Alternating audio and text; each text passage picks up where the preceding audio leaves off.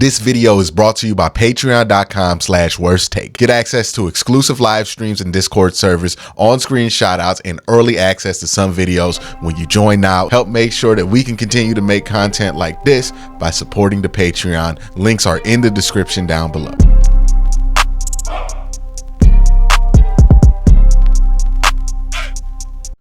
One of the topics I feel like has been filled with the most misinformation when it comes to the Cleveland Browns and just straight up pure speculation without like any real reasoning behind it is Nick Chubbs' knee injury. Now, I remember reading an article and seeing people tell me that Nick Chubbs not going to be back till 8 weeks in the season.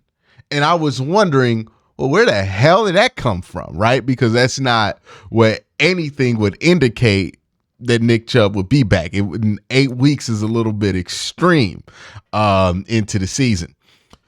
Basically, I dug down and found that this rumor came from an article written on Heavy on the Browns, where it's speculating on somebody's speculation that Nick Chubb might miss the first 8 weeks of the season.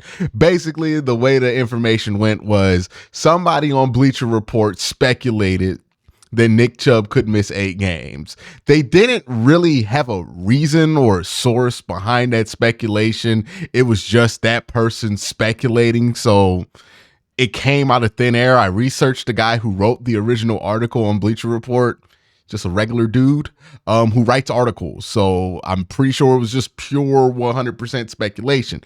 But since it was on Bleacher Report, somebody else, some aggregator picked it up and reported on the speculation as if it was fact. And boom, you have rumors. And this is like my number one pet peeve of how Browns media and just local sports media kind of goes, is that there's a lot of people who are aggregating and reporting on speculation that was meant to only be speculation as if it is a fact when there's no real reason to go off of it. So you just end up creating a lot of misinformation. And then now you got a bunch of people in my comment section worried that Nick Chubb's going to miss the first 8 weeks of the season.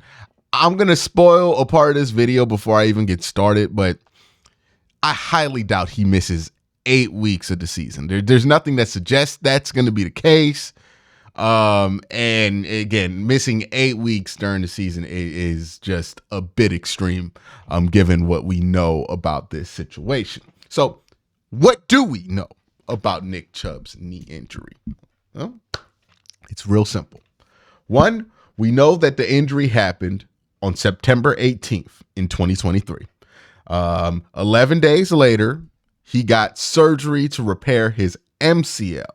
Now, what is the MCL? I'll drop this video here because I'm not just going to have you rely on my word. We're also going to have medical professional input on some level into this video. The 3D model, what the MCL is, and what are the symptoms that can cause it, and the difference between that and ACL? Yeah, so I think one of the things that people talk about is Aaron Rodgers hurt his MCL, hurt the inside of his knee, supposedly.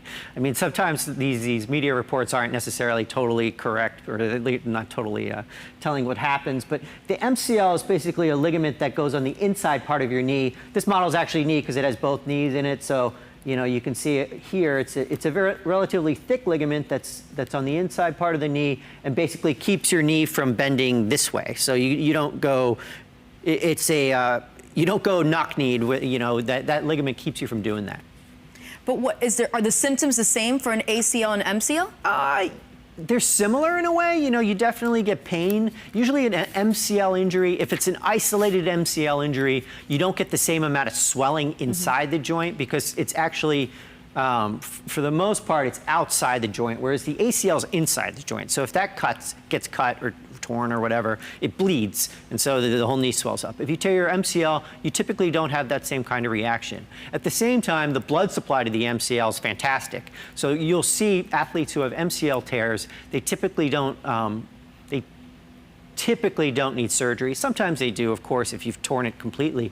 But most of these injuries are kind of grade 1, grade 2 injuries, and they can be treated with a brace if there's any instability. You can treat it with a brace just to protect the athlete when they're out playing too. So it's one of those funny things. I I'm not sure if, like, say, Aaron Rodgers will show up in a brace this week because, on the other hand, a quarterback needs to be mobile, and sometimes those braces will hold them back. Be curious to see what he. So that is the MCL and the injury around it. This is from a video about, I think, Aaron Rodgers tearing his MCL in 2015. And then in November 14th, he got ACL surgery. Now, again, if you want to know what the ACL does, I'll drop this video right here. Very painful. Yeah, it is. It's a very painful injury. So basically, this is our model again. We'll start from the beginning. So this is your thigh bone. This is your shin bone. You have ligaments on both the outside and the inside part of your knee. Your ACL is on the inside part of your knee. It's the anterior cruciate ligament. It's called that because it crosses the other ligament here in the middle. Basically, what happens is you get these injuries. You can get them two different kinds of ways. You can get them with either contact or non-contact. It's actually, even though you'd be surprised, I mean, I was surprised, it's more common to actually tear it with a non-contact injury. Really? Yeah, definitely. So if you're running and you pivot or twist and try to change directions, that's when it happens most often. The other way you can get it is contact. A good example of that is if you remember Tom Brady's injury, I don't know how many years ago it is, I'm getting older, but he got hit on the basically on the outside part of his knee, and it basically forced his knee open on this side and tore the ligament here. Well, since you mentioned my favorite quarterback, it was about 20 years ago, but obviously he got back on track, and he is Lord of the Rings, shall we say. You just surprised me with that non-contact. So here's a question that I just thought of. If you tear your ACL through non-contact, can it be just as bad as with a contact? Well, I mean, either way it hurts, and either way you need to do something about it. I mean, I guess the way that you talk about these things with patients is somewhat age-driven. You know, a teenager who gets an ACL tear, that probably should be fixed. And the reason why you fix it is because if you haven't hurt your meniscus at the same time, or if you have hurt the meniscus at the same time, it gives you an opportunity to go in and fix it. For kids, you know, teenagers and people in their 20s, 30s, it makes more difference because in time, not having an ACL puts you at risk of tearing your meniscus, and then that puts you at risk for early arthritis. There is a certain percentage of people who get arthritis early. So what we know is that he tore both his MCL, his ACL, and he probably had some meniscus damage on top of all of that, right? It's only natural. Now, the injury that we're going to compare this to is the one in college, and the college injury was significantly worse than that for reasons we'll explain in just a minute, in an article we'll read in just a minute. But he tore his MCL, he tore his ACL, he got his last surgery for the ACL November 14th. Now, I'm not an expert in how this thing works out, so I'm going to do and take the conservative guess that all of the injury timelines will be based off of the November 14th date instead of the September date. Now, it might be the fact that the recovery timelines are still based off of the earlier surgery that he had in September. So even the worst case and best case scenarios that I bring up in this video, keep in mind that could be moved up 2 weeks based on when the timeline actually starts for recovery. I'm just going to use the latest surgery date because that makes the most sense to me. Now, when I look up ACL surgeries, basically the recovery timeline could be 6 months. If you tear multiple ligaments, they say around 8 to 9 months is the recovery window for a player going through that. Now, that leaves out a ton of context, right? It's just saying multiple ligaments. It's not saying which specific ones. This is an ACL and MCL tear, so that might add some time, it might subtract some time, right? There's 2 surgeries involved here, so that might mean that the tearing was a little bit more significant, or maybe the reconstruction surgery had to be a little bit different. I don't know, but in general, the timeline should be around 8 to 9 months, right? That's a very conservative timeline. That's giving a lot of room for error with that timeline, right? It's not a very aggressive timeline at all. And that would put him at around July to August for full recovery. If you use that 8 to 9 month time frame. Now, let's go through what the time frame has been so far with Nick Chubb and where he is as far as his recovery goes, where he should be according to the documents that I can find, and also where he is compared to what happened in 2015. So we'll finally be able to get into that. So right now, he had the surgery November 14th. A month later, he is seen without crutches or a brace. A month later, he is at that point of progress. Then in April 7th, we find out that he's been running on flat ground from a press conference from Andrew Barry. Given that he was without crutches a month after the injury, and then by April, he's running on flat ground, you can assume that somewhere between 3 to 4 months, he was running full speed on a treadmill. And then May 10th, a video leaks of him doing a rehab warm-up at a gym, assumingly unassisted. So he's just kind of doing this on his own regard. So 1 month after the injury, after the last surgery, he is on crutches, without crutches. 3 to 4 months after the surgery, the final one, he is on a treadmill. 5 months after this final surgery, he is running on flat ground. In 6 months, we get video of him doing a rehab warm up. Now, let's compare this to what happened with Nick Chubb in 2015. Now, there are some significant points here that we need to bring up when we talk about that 2015 injury. One, yes, Nick Chubb was significantly younger than he is now. He was like 20 years old when this injury happened, and your body does recover a lot faster when you're 20 versus when you're 28. But Nick Chubb's 28 and my 28 ain't the same. So who knows what his body is doing, right? Like, he has stayed in pristine shape throughout his entire 20s. So his body probably recovers much more like a 20-year-old than like a 30-year-old at this point, if we're talking about regular recovery timetables, just because that's how the health of the body works. Also, I bring this up because in 2015, he tore his PCL, LCL, MCL in his left knee and suffered cartilage damage. He did not tear his ACL. And what they point out in this article, and I'll try to bring it on screen right now, while repairing the MCL consists of a single ligament, the LCL is a part of the PLC, which the doctor describes as a constellation of ligaments that provide stability to the lateral side of the knee.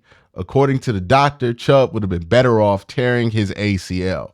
So according to this doctor, tearing your ACL, not as bad as tearing all of the stuff that Nick Chubb tore when he injured himself in college. So from that, we can take that the injury is a little bit less significant than it was in college. Also, another thing to note, not on the positive side of this, is he's torn every ligament in that knee. Now, that just means he has reconstructed ligaments in all of that part.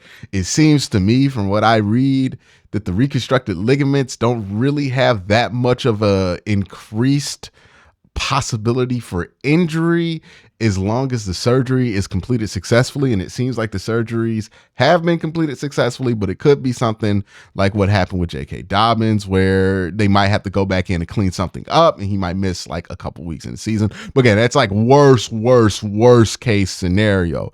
Everything suggests that they took the slow route with the surgeries. So they had one surgery, waited for the swelling to go down and have another one just to avoid any complications in the future. And I think this does slow down the timetable in which he returns by a couple weeks to a month, but it does ensure that you don't have issues pop up like we've seen with other players who tried to rush coming back. So these are not great signs, but pretty good signs once you actually think about the entire depth of them. All right, so Nick Chubb's timeline when he got injured in Georgia. He was off crutches in December. He got the injury in October, so about 2 months after that injury, he was off crutches. He was on a treadmill in February, so about 5 months after the injury. And then he did light work in spring practices about 6 months. So if you compare that to what his timeline is now, he was off crutches about a month earlier. He was probably on a treadmill about a month earlier. And now he's already kind of running on his own on flat ground, which is pretty similar to doing light work in spring practices. And he's doing that about a month earlier, right? So he seems to be a month ahead of the timeline that he had in college. In 2015, he came back 10 months and 6 days from surgery. He was cleared to play. Kirby Smart announced it. If you use that same timeline, and I think there are reasons we should not use that same timeline, but if you use that same timeline, at worst, and I do think it is a at worst case scenario, he is back by September 20th, which means he'll miss about 3 to 4 weeks. Now, the reason I think this is a worst case scenario for Nick Chubb and his rehab process is, one, he seems to already be a month ahead at this pace. Two, he has a ferocious workout mentality, which is one of the key things in coming back from injury like this.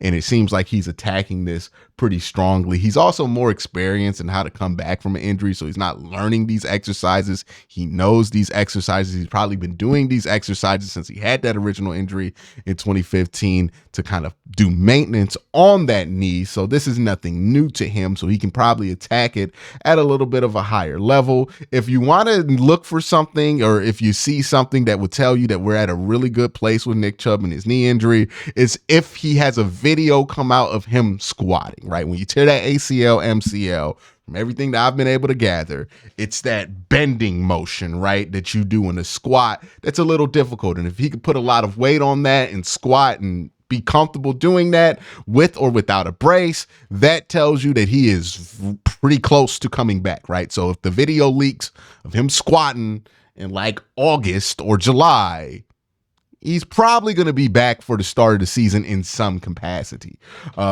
I do think he's a month ahead of schedule from what I can estimate from the outside looking in. Again, this is my speculation, but it's a little bit more informed speculation than what's been out there when it comes to Nick Chubb. And I don't think him coming back a month earlier ahead of his timeline that he had in 2015 would be reckless or too aggressive. I think it would be the proper timeline that this injury is going to go, because I know there is this feeling amongst people that, you know, after he gets cleared, we should wait another month to let him play. But I think that is ill-advised. A huge chunk of coming back from an ACL, MCL injury is the mental aspect of it and gaining confidence in that reconstructed knee, in those reconstructed ligaments. And once he's cleared to play, he should probably start playing on some capacity, because you want him to build up confidence in that knee so he can get back to full strength on the timeline that he wants to get back to full strength, right? And for him to be cleared, this is not just a, oh, well, do you feel good, Nick Chubb? You'll be cleared. Like, there are multiple tests that he has to do. You know, they're not going to let him go back out there if that knee is at 70% of the strength that it was pre-surgery or something like that. Like, he's going to have to be pretty close to 100. Another element of him returning and being in full form is he has not been able to do lower extremity workouts for a little while, right? He has to build that strength back up. That's part of the rehab process, right? And that's something that he's starting to do right now. Again, it's why if you see a video of him squatting 500 pounds or something like that, you know that he's in a good place, because he's not back up to the same strength that he was, but he's back up to a strength that's good enough to play football with. So it's about all of those things, watching those things. Even my speculation, don't take too much into it, right? I think based on these timetables, he should probably be back late August to mid-September. If you just go off of his past history, that's when he should probably be back. But you want to look out for things, right? I think the squatting stuff, right? If you see him squat, That's going to be important, right? I think the running stuff is fun, but yeah, ACL, MCL injury, you should be able to run straight line on flat ground relatively soon. After that, that's not really where that injury messes you up. It's the lateral movement, it's the squatting, it's the putting weight on it, it's the mental trust that you have in your knee after having it buckle on you. Like, those are the things that are at that late stage of that comeback period for an ACL injury. And I think realistically, we should probably expect that month, that last couple weeks of August to like the middle of September should be when we hear that Nick Chubb is close to returning. But that's just my thoughts on that. I just wanted to add what I felt like was a bit more informed speculation on this whole Nick Chubb thing. And it is speculation at the end of the day. Please don't report what I'm saying as fact. It's not. It's my speculation on it.